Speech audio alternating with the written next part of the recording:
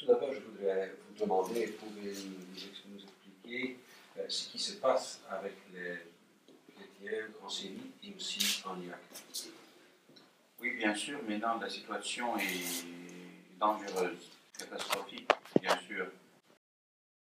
Par exemple, en Syrie, les chrétiens sont toujours discriminés par les lois musulmanes, disons, par la charia. Et les chrétiens, on a beaucoup de réfugiés chrétiens ici au Liban parce qu'ils ont quitté la Syrie à cause des bombardements. En Irak, par exemple, aussi la même chose, c'est la même chose. Ils n'ont pas la force ou les forces pour se défendre. Il n'y a pas ça. En fait, c'est quoi le but de ISIS, de cet État islamique? C'est vraiment la purification religieuse, même ethnique et culturelle, de tous les chrétiens en Proche-Orient. Je veux dire une chose très... moi, je fais mon doctorat sur le mariage entre les musulmans et les chrétiens en Syrie, et spécialement en Syrie. Je vois que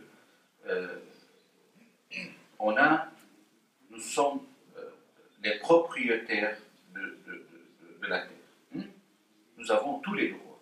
Mais avec l'invasion de l'islam, ils ont obligé les chrétiens de devenir musulmans. Ou tu deviens musulman, ou tu restes chrétien et tu dois payer. Tu dois payer la jizya, une taxe, pour que l'islam te défende contre toutes les guerres. Et c'est pour cela, nous, chrétiens, on a le droit de rester. C'est notre terre à la fin. Nous sommes qui ont inventé, on a fait toute cette civilisation, on a enseigné dans notre école, en Syrie, au Liban, en Irak, on a fait tout pour moderniser la société et eux, ils ne veulent pas accepter ça.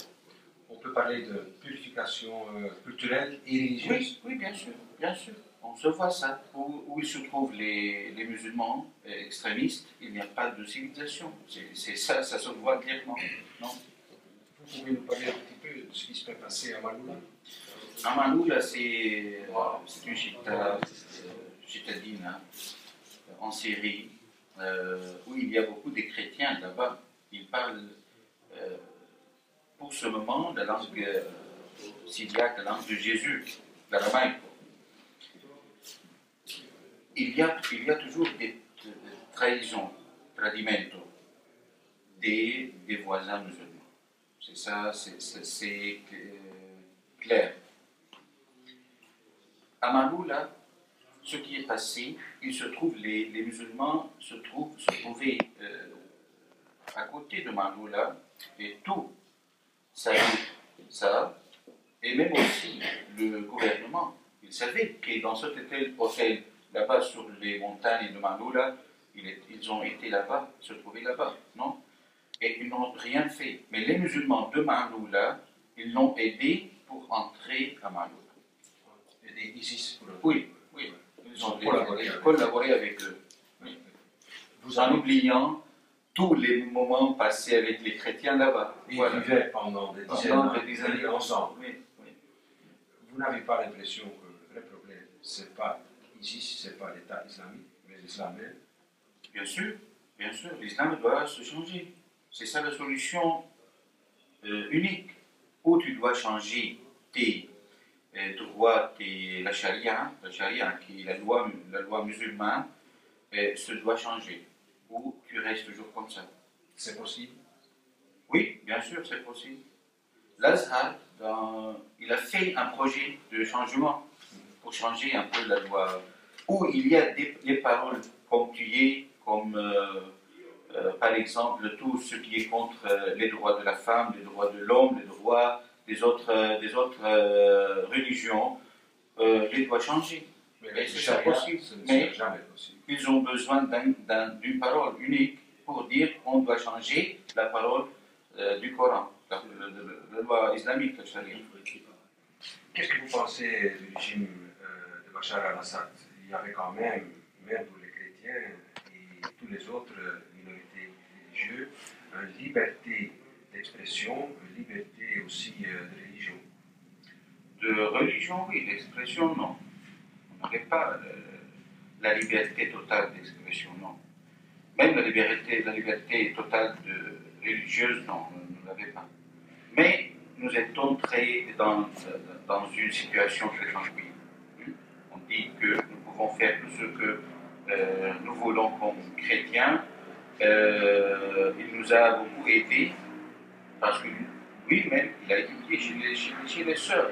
Hein, il a eu une éducation chrétienne, même ses frères, même son père. Et c'est pour cela on vivait dans une situation tranquille, dans le sens que nous pouvons célébrer la messe, nous pouvons construire des églises, et nous aide, par exemple, téléphone, on ne paye pas le téléphone de l'église, l'électricité, toutes les choses qui se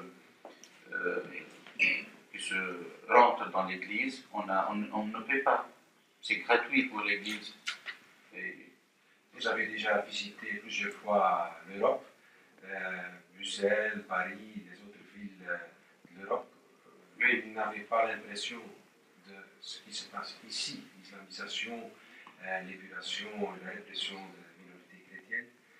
Ce sera la même chose en Europe. Si bien sûr, on continue à faire entrer les musulmans par l'immigration massive.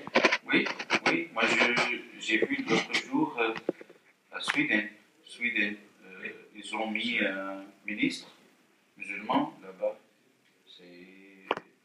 C'est le premier pas vers je ne sais pas si on peut dire, l'islam a un but, c'est l'islamisation de tout le monde.